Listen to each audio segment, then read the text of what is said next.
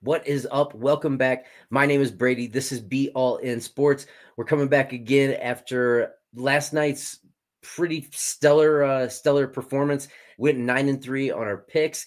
Even though Gregory Rodriguez did end up blowing some of those parlays that we had, we did hit on some other parlays. So not too bad overall. I think we pretty much came out even, but we're gonna try and unload this next weekend on this upcoming card. This next card is going to be pretty good. We're UFC's traveling to Seattle for Henry Cejudo taking on Yadong Song.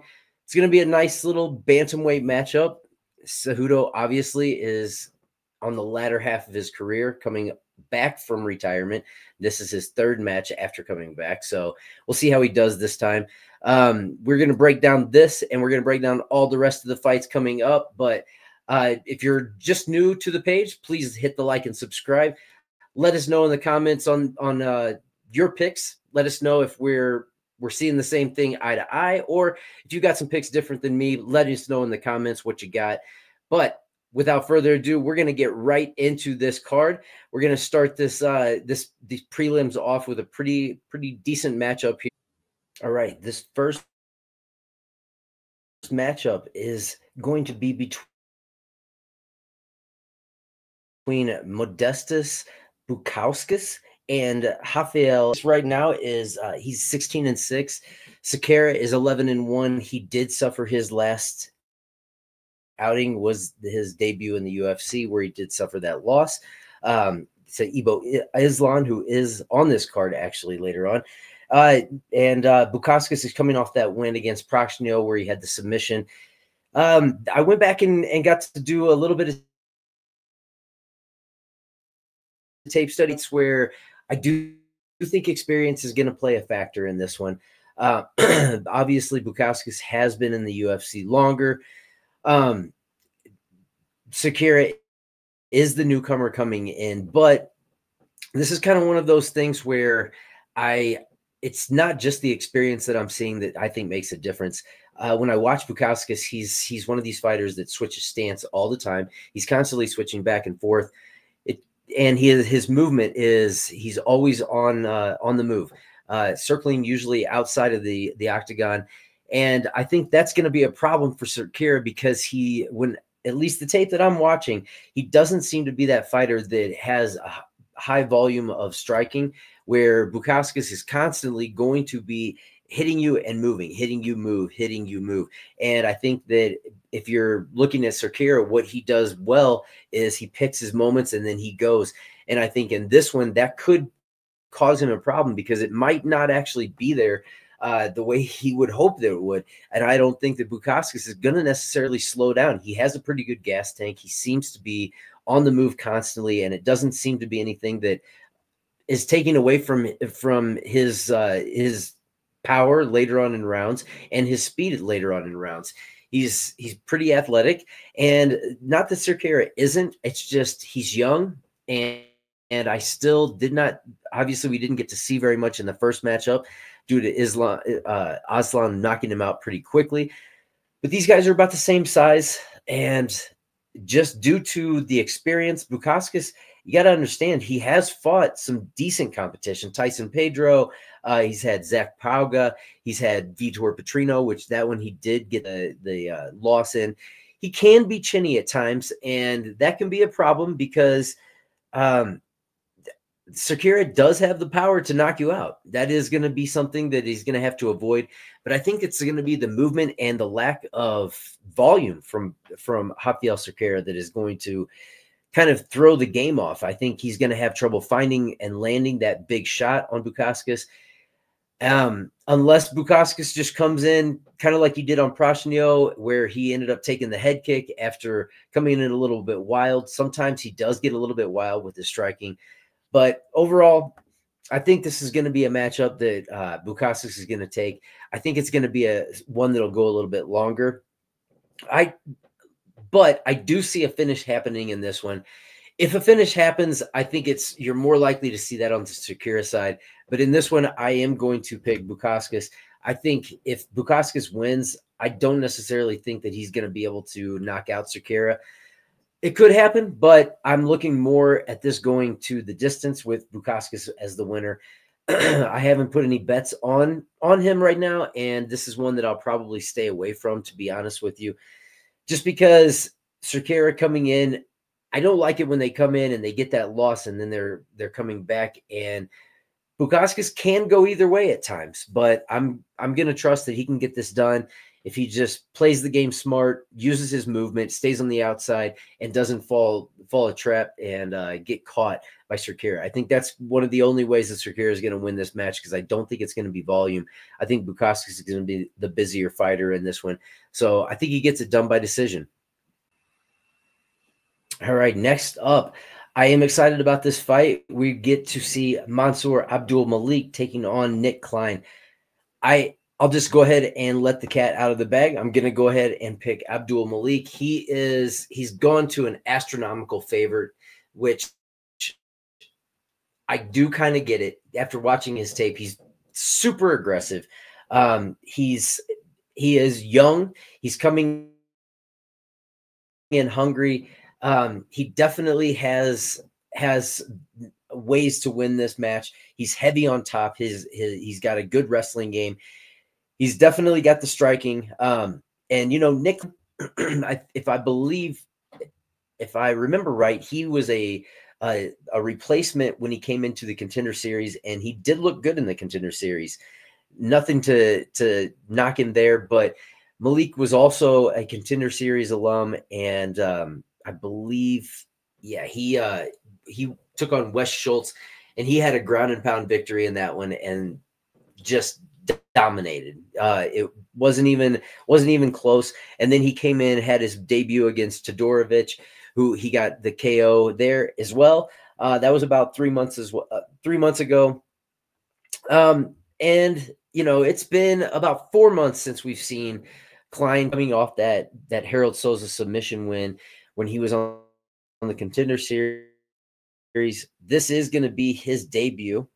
And when you look at these two guys, obviously Abdul is 7-0, Klein 6-1. And like I said, Abdul Malik is the younger fighter out of these two. But this is one of those fights that just comes down to aggressiveness and power in my mind. Klein has good submission skills, but I think that when Malik is very, very heavy on top, he's very, very powerful, and I see him being the type that is just going to dominate this fight no matter where it goes. I don't see him getting caught in submission. I think his wrestling is good enough to stay out of that. If he wants to take it to the ground, I think it's going to be a ground and pound victory. If he wants to keep it on the feet, I think he's going to end up knocking him out. Either way, I think that in order to justify the odds right now, which the last I looked, Malik had gone up to a minus 800, over 800 on DraftKings, which that's a little crazy. In betting terms, the money bet would probably be to take Klein, just because there's still going to be that air of unsureness coming into this, because Klein coming in, he could dominate. He could be this stellar. He could have another stellar performance and catch Malik. I don't think that's going to happen. I don't see that happening. I do think the odds are kind of justified in this. I think Malik's going to be able to get a finish in this one, but things can happen that are a little bit weird. So you never know. And I didn't mean to change that so soon. My thing has been going weird tonight. My buttons have been kind of haywire on me. But anyway, I think Abdul Malik is going to be too much to handle for Klein. I think he comes in aggressive. I see this fight being finished quickly, and I think Malik is gonna end up finishing Klein. I'm not sure what we're gonna be expecting from Klein, but we have seen Malik already come into the UFC. Granted, it was against low-level competition, probably thrown out there in order to get him that first win. But again, I trust him to get this win. I think he's going to come in more motivated. I think he is motivated to make a big mark in this division, and I think he gets the win over Klein. But we will move right along. Next up, we have a bantamweight matchup between Ricky Simon and Javid Basharat. Simon 20-6, Basharat 14-1. This is going to be a good matchup. This is a matchup that I can tell you right away. I am taking the over 2.5 rounds in this bet. As soon as they actually put the lines out, I'll probably put a bet on that. I don't see either one of these guys getting a finish in. I think it's gonna go long. The over 2.5 is the bet that I like in this. First off, I wanted to pick Ricky Simon. I did. Well, there I just blew the who I'm gonna pick, but I was all in thinking Ricky Simon is gonna be my pick in this one. I think he's gonna come off 3 straight losses. He has fought some higher level competition than Basharat, and I do like the fact that he's the one that has, as far as fighting the higher levels, he's got it there. There's no doubt. It's honestly not even close. He's kind of fought a who's who in that bantamweight division. But then you started doing the tape and you started looking at what's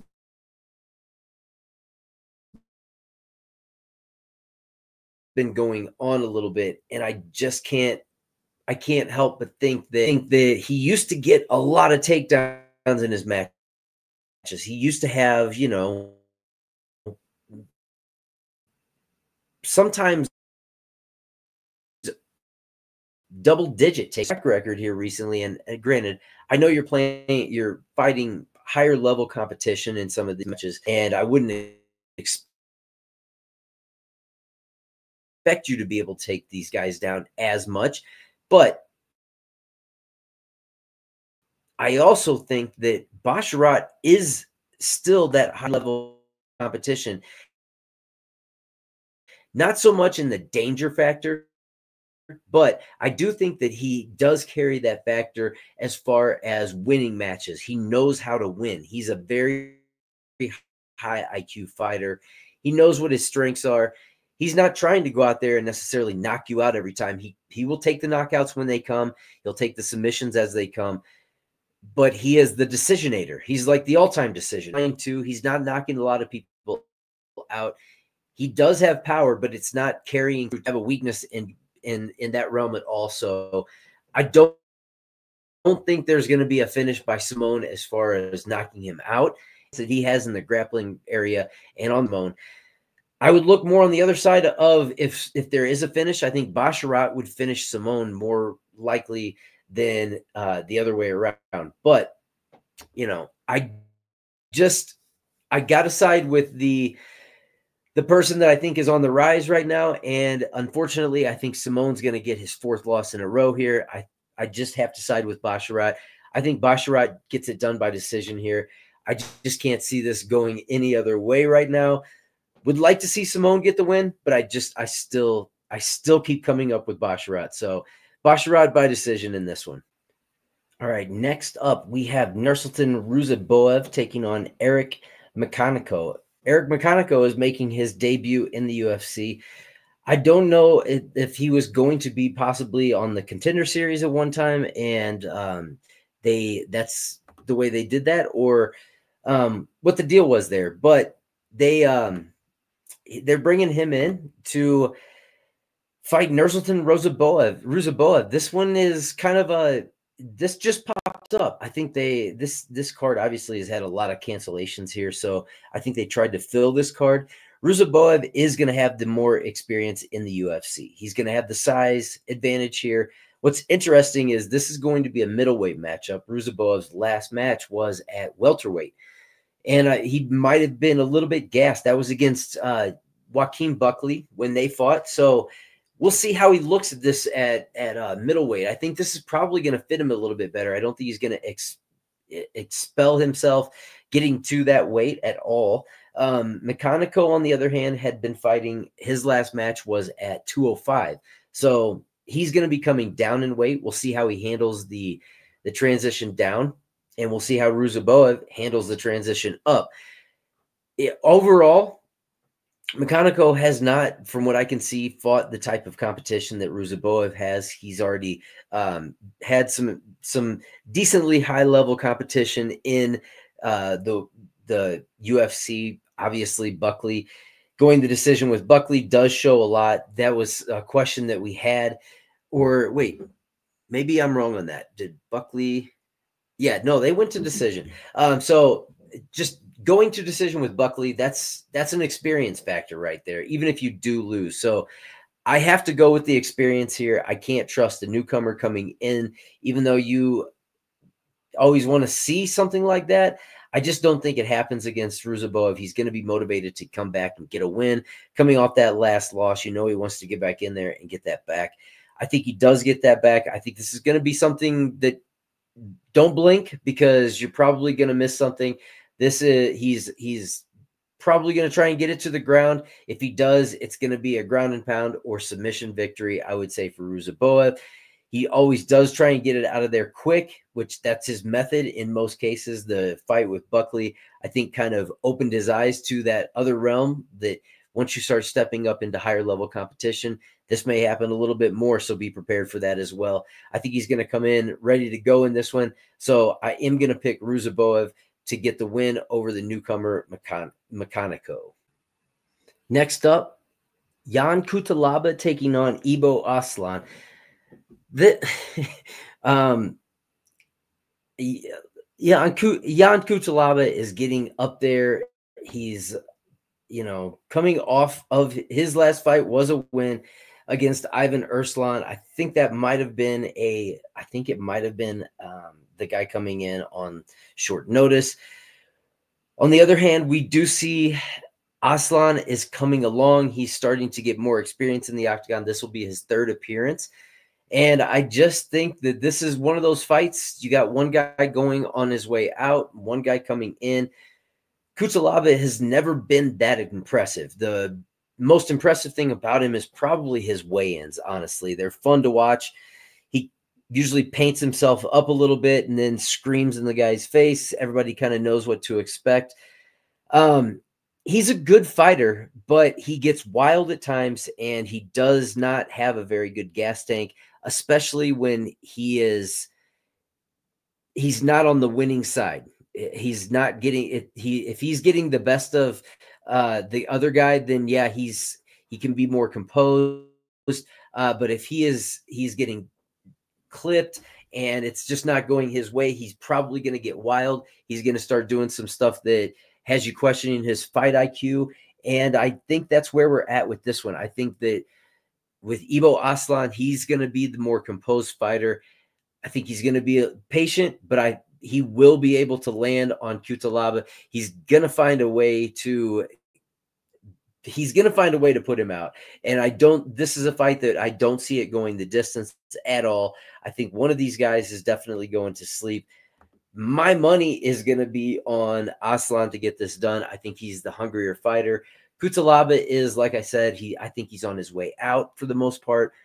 He's got his flares, he's got his moments, but I don't think this is a fight that is, if he shows up and he wants to throw down like that, I think that Ibo's going to be there for him, and I think that he's going to give him all he can handle, and I don't think that's going to be successful. I don't think he's going to be able to go to wrestling. You're not going to be able to shoot on Ibo as well, because he's got the wrestling background. So anyway this goes, I think it's just going to come down to a matter of Kutalaba's been through more wars. He's taken more damage. Aslan, on the other hand, he's only lost one fight, I believe. So when you're getting into the mode of not losing and you're used to winning and you're on this kind of a streak, Kutalaba is hot and cold. He's hot and cold. He'll lose and then he'll win. He may win 2 in a row, but it's just not his game anymore to consistently win, and he's just not the fighter you want to trust. So for this one, I have to pick Aslan to get this done. I think there's going to be a knockout in this one, and I think Aslan is going to knock him out in the second round. We'll go on to the next one. All right, next up, and I am excited to see this fight. This is one of those times when I'm not always excited to see an Andre Fili fight, but I am excited to see this Andre Fili fight. Okay, Andre Fili taking on Mikwesi Acosta. Makuzi Costa is going to be the younger of the two fighters. He's definitely not going to have the experience that Feely has in the octagon.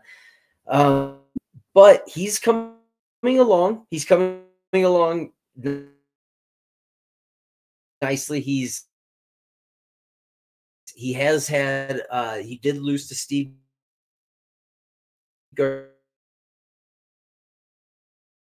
Garcia, and he lost to Thiago Moises. He is getting that high level experience. He's against the lower level comp. None of the guys that he's beating are either making any type of impression in the UFC. And you have Andre Feely, who the guy's 24-11. Costa, by the way, is 21-7 in the UFC. He's got Bill Algeo, Nathaniel Wood. He's got Lucas Almeida, Dan Ige, Cub Swanson. He just had a victory over Cub Swanson about, 7-8 months ago or so. And this is a matchup. I went back. I watched the tape. I do have a pick, obviously. I'm not going to not have a pick in a fight, but this one is very, very difficult for me to get a read on because it kind of depends on how each of them come in. I've seen Costa come in and look absolutely fantastic, laying a lot of ground leg kicks and just mixing it up very, very well. The same thing that you see Feely doing on an on night for him as well. He has takedowns as well. He has both of these fighters are very, very well rounded, is what I'm trying to say. And it's very hard to pick one or the other.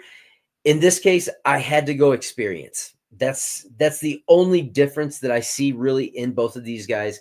I think it's almost like I said, I think at the end of my life, Costa is like a younger version of Feely. That is exactly how he fights.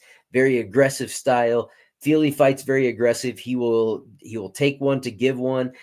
It's what he does, and I think this is going to be a knockdown, drag him out fight. And I'm not sure if Feely is, this could go either way, but I would pick Feely in this one. We'll see how the odds go. I think people are going to start gravitating towards Feely a little bit more as it gets closer to the end of the week, but we'll see. My pick is going to be Feely in this one. I like Costa. I think he is a good fighter. I'm just not sure with the losses that he's had and the wins that he's had. The wins are not very impressive, and the losses, you're losing to higher level competition. Feely, I would call him very higher level competition, the best competition you're going to face to this point. So I got to go Feely on this one for the win. I think it goes. If Feely wins, I think it goes long. I think Costa's tough enough to withstand the storm, but we'll see how it goes. But my pick is Feely. We have arrived at the main card. If you haven't already, please hit the like and subscribe. Give us a comment. Let us know what you're picking. We're trying to definitely grow this page a little bit and want to hear from everybody in the MMA community what you think about these picks. I got a little bit different one on this one. So we got Alonzo Minifield taking on Julius Walker. This is going to open up the main card. When you're doing the tape study, obviously looking at these two guys from the outside, Minifield is the more experienced UFC fighter. He's fought some fairly decent competition in the UFC.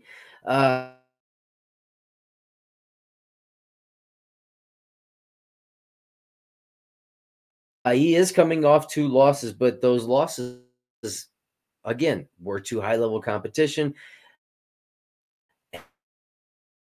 Azamat Mirzakhanov and Carlos Olberg, nobody's going to fault you for losing to those guys. You have beaten Dustin Jacoby and Jimmy Crute, so you do have high-level wins as well, and you're facing a new Steal Your Thunder here. This is opening up the main card. In something in the tank that they're seeing that Alonzo Minifield. We do have Bevan Lewis. Now I believe that he is coming in on short notice. Okay, he does have a win on Bevan Lewis, so he's former UFC. He's 25 years old, 6'4", 81-inch reach. Alonzo Minifield, on the other hand, 6 feet, 76-inch reach. So right off the bat, we're seeing a reach advantage. I'm not sure Alonzo is going to be able to get in on him. And this guy, when you go back and watch tape, he's a little bit more well-rounded than you would think. I mean, the guys that he's facing are not terrible. Okay, we're not talking about the highest of levels here with some of these guys, but again, sometimes it doesn't necessarily matter about how high level they are. I know what Minifield's going to bring, and Walker has not gone, I believe, past the second round as a pro. So you always have to wonder if they're able to take it to the deeper rounds. What's he going to look like at that point? But it's kind of a trust factor again. I'm not sure that I can totally trust Minifield to be on his game all the time and get this done. He is coming off the 2 losses. I would say one more loss, you're probably going to be in that range of getting cut by the UFC. On the other hand, Walker coming in hungry. He's the bigger fighter. I'm going to go out on a limb here, and I think I'm going to go Walker. I'm going to pick Walker in this one. I think he's going to get it done. I think it's either going to be knockout or submission in this one. And when you're watching the tape, having a submission by Julius Walker is not out of the question. He does have submission skills. He's got those long limbs. And I'm not sure that Minifield will hold up if it goes to the ground. Minifield, I think, could gas out, and that could leave him open. Walker could end up snatching up a sub or something along those lines, but I don't think this one's going the distance. Alonzo Minifield has only gone the distance 4 times in his entire career. And like I said, Walker hasn't been past the second round in his professional career. So we're going to go with that right there. Walker, he's our underdog. He's an underdog pick. We're going to stick with Walker in this one and think that I think he gets it done against Minifield. All right, next fight up on the main card, we have Jean Silva taking on Melsik Bagdasaryan. This is going to be in the featherweight division in this one. Now, the last match that we did see with Jean Silva, I believe he was fighting in the lightweight, but he is coming back down. It was just one of those matches where he had a match that was in the featherweight division the week before, didn't want to cut the weight again to featherweight, so he took a match a couple weeks later and just to fill in for somebody that didn't have an opponent at the moment, and then he ended up fighting at the lightweight division. So he's fought in 2 divisions now. He's on a streak in the UFC. The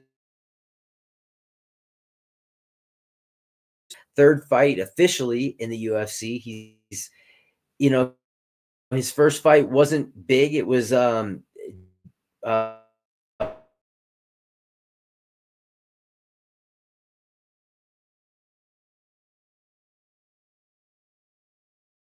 Weston Wilson there, which that's not the greatest of all people that you're having to fight, but you do have a win for Charles Jourdain, which I think that's a high level win.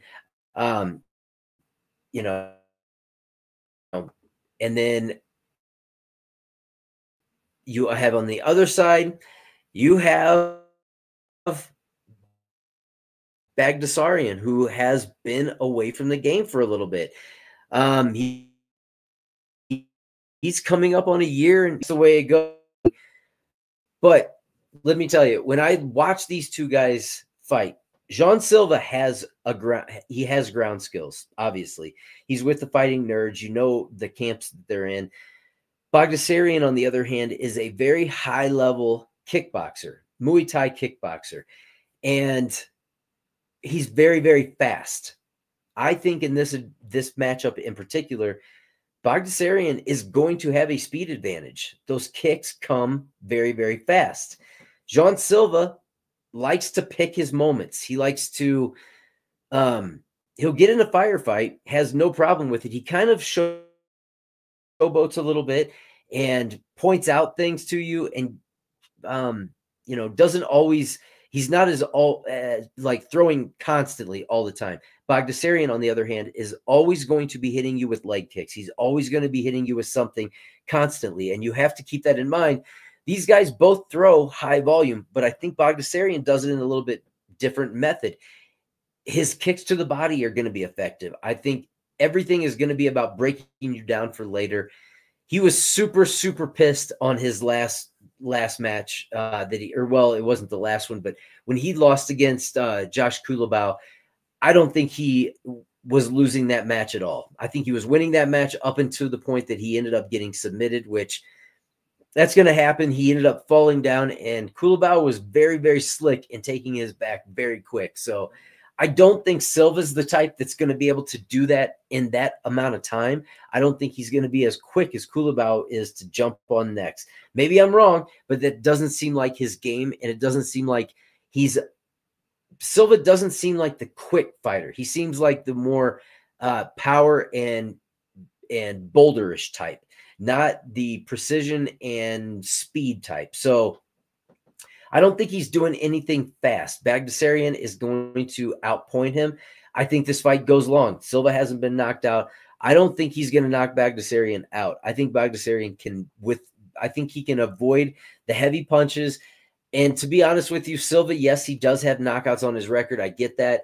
But I don't think Bagdasaryan is going to be put out by him. I think it's going to be a very, very equal match, as long as Melsik doesn't come in and isn't too shell-shocked from getting back in the octagon or anything like that. But I think truly he's itching to get back in. I think he wants to prove that he's the better striker out of these two. And I think Silva will oblige it. I think he'll go and strike with you. I don't think he's going to try takedowns.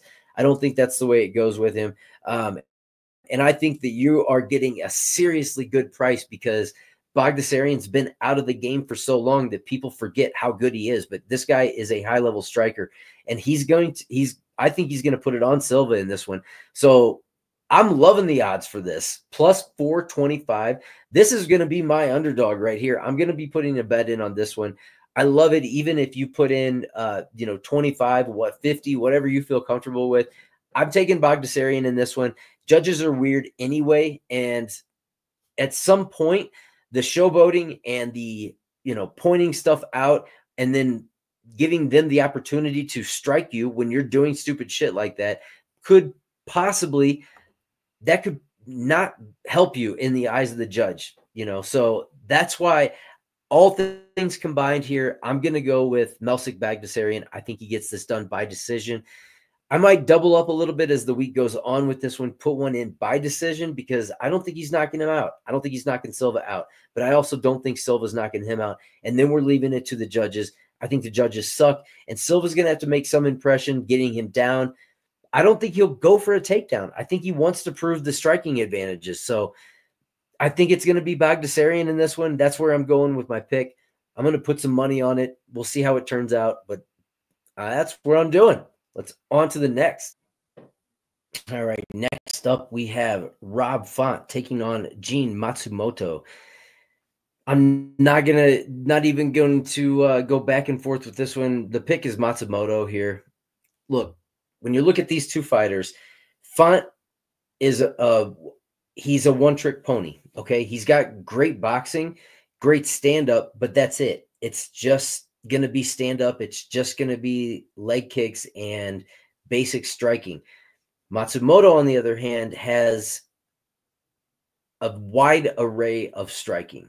You're gonna see a lot more of like the knees, the leg kicks, especially the punching. He can mix it up on the ground if he needs to, but he's not going to need to in this matchup. This, to me, comes down to the basic facts of, one, the age difference.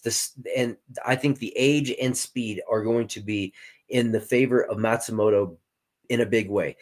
I don't think Font's going to be able to land anything significant on him in this matchup, and therefore this is an easy one for me. This is a bantamweight matchup. Rob Font is 38 years old now, I believe, and he's facing a 25-year-old, and that 25-year-old is fast. He is an assassin. He attacks you. He's going to go after you. Rob Font, I don't think this is going to be a good night for you. possibly going to be the last time we see Rob Font in the octagon. I would look for him to retire after this one. I looked for it to happen the last time, and he ended up getting the win, which I didn't expect that then, but he ended up pulling it out. I don't think you have back-to-back wins coming up right now at this age in this division. So I got to go Matsumoto. I'm waiting for the line to come out. It doesn't have it on the betting sites that I've got so far. So I want to put that in as a parlay. I only have one parlay in. So at the end of this, I'll give you that 3-leg parlay that I have in. It's nothing big right now. I'm going to start doing my stuff just a little bit different coming up. And we'll see how it goes this weekend. But right now, just one parlay in. So these are just the picks. We're going through all of them. If you have not already, hit that like and subscribe. Keep with us because we do this every week. We'll come out with these quite frequently. We'll move on to the next. All right, this brings us to the co-main event.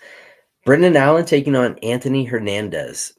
I think this is another matchup that you can look up, just like I said about Feely and Costa. These guys do some of the same stuff very, very well. On one hand, you got Brendan Allen, who is a submission specialist.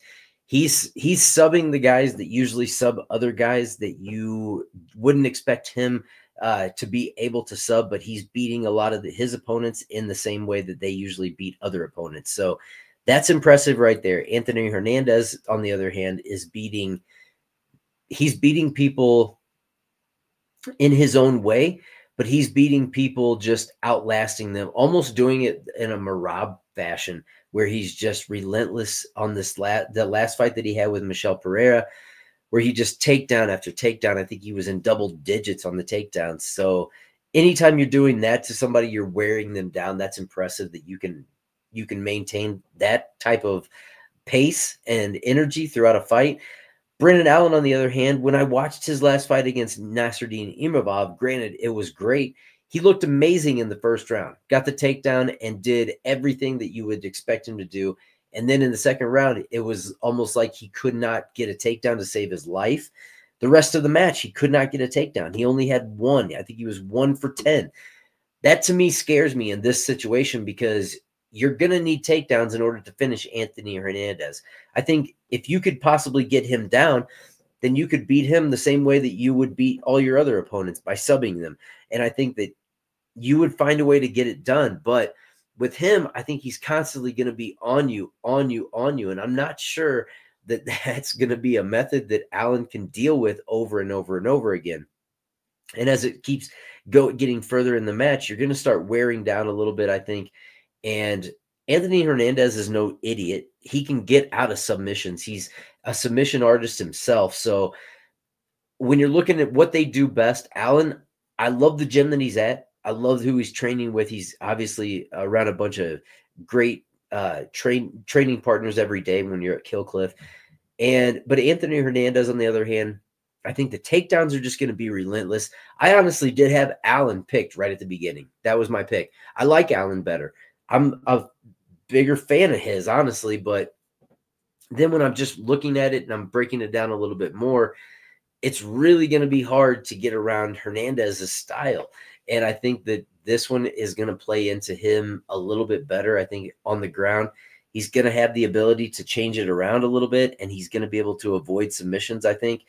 And he's just going to be outpacing Allen, I think. I think it's going to be takedown after takedown again, and I think Allen is going to still have a little bit of an issue stopping some of those takedowns.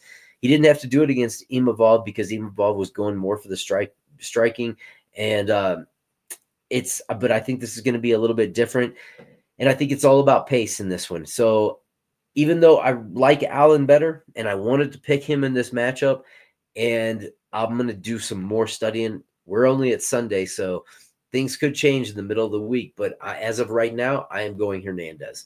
I do not have any bets in on this one yet, but I'm hesitantly picking Hernandez in this one. On to the main event. All right, here we are, main event of the evening. Henry Cejudo taking on Yadong Song. What an awesome name, Yadong. But in this one, I okay, look, Henry Cejudo to me is just he's past it. Okay. He came back after the 4-year layoff. He had 2 high-level matches against high-level competition. Did not win those matches, and the age to me is just something that he's not going to be able to avoid at this point. And I think when you're stepping into the octagon against somebody like Yadong Song, who is, I think he's going to have a strength advantage. I think he's going to have a speed advantage. I think he is a better striker. And even though Cejudo did, I think he said somewhere along the lines like, it's just all about getting that timing back, that rhythm. Maybe it is, maybe it isn't. I don't know, but I don't think that you're going to be successful taking Song down. I don't see you getting a finish, and I don't see you being successful over a 5-round fight in this one against a high-level striker like Song. He's going to find pieces. He's going to chip away at you as this one goes. I'm pretty confident in this pick right now. I think the odds are, in my eyes, I don't mind anytime I'm getting a minus 230 with somebody that I feel confident in. Granted, this is the same type of confidence that I had in Umar Nurmagomedov a couple weeks ago when he faced Merab. I didn't think Merab was going to get that one done, but this is a little bit different to me because I think the advantages are so Song is going to be a little bit bigger. He's going to obviously be the younger fighter. So you've got a big age advantage there. He's not near 40. He's on the rise up, and he's going to continue to get better at the wrestling defense. He's at American Top Team. They focus on wrestling defense. So I don't see this going well for Cejudo. This is one of my most confident picks of the evening. So I told you that I had some parlays or one parlay in, but this is going to be my pick for this last fight, the main event of the evening. I'm picking Yadong Song to get this done. I don't think he finishes Cejudo. I think it's going to be a decision. I think it goes long. I could see later on the way Cejudo did gas out in his last match. I could see it, possibly being a ground and pound later on, hit him with a body shot, and then he bends over, and next thing you know, starts taking a bunch of ground shots. I could see a scenario where that happens, but ultimately I think that both of these guys are going to go the distance. I think they're going to strike it out. I don't think that Cejudo is going to be very successful getting it to the ground. Even if he does, I don't think he's going to be able to keep it there long term. So I think eventually that's going to wear on him, and Song's going to end up taking over the matchup as it goes along. Song is my pick for this matchup, but let's let you at least have my one parlay for the evening. And if you haven't already, thank you for tuning in. Thank you for sitting here with me and listening to me go through this breakdown. Hope you've enjoyed these picks. I've got some underdogs this week that I'm going to be playing. See if you agree with me. If not, let me know in the comments section. I'm always up for the banter, like hearing from the MMA community. You guys always seem to know and have your finger on the pulse a little bit too. So looking forward to hopefully getting some banter back in on this one. And let me know how you like my underdog picks for this one. If you haven't already, hit the like and subscribe. We'll be back this week. I'm going to try and update this as time goes along. This fight card seems to be losing a lot of fights as the days go on. So you never know. We may be down to 9 fights before this thing pops off. I hope not. I hope we stay at least with 11 to 12, or they get some replacements in there and possibly up that number. But my name is Brady. This is Be All In Sports. Hope you've enjoyed the breakdown for UFC Seattle with Cejudo and Song. I will be back to update this. Like I said, I'll try and put more content up as we go. We'll get more into the MMA stuff, and we'll start putting out some NBA bets as the season. I do that pretty sporadically, but I'll start throwing some out there to you and let you know what I'm picking. Now that we're going to hit that second half of the season, we'll pick that up a little bit more. But my main focus is going to be the MMA stuff from here on out. So hope you've enjoyed this breakdown, and I will see you soon for another one. Peace out.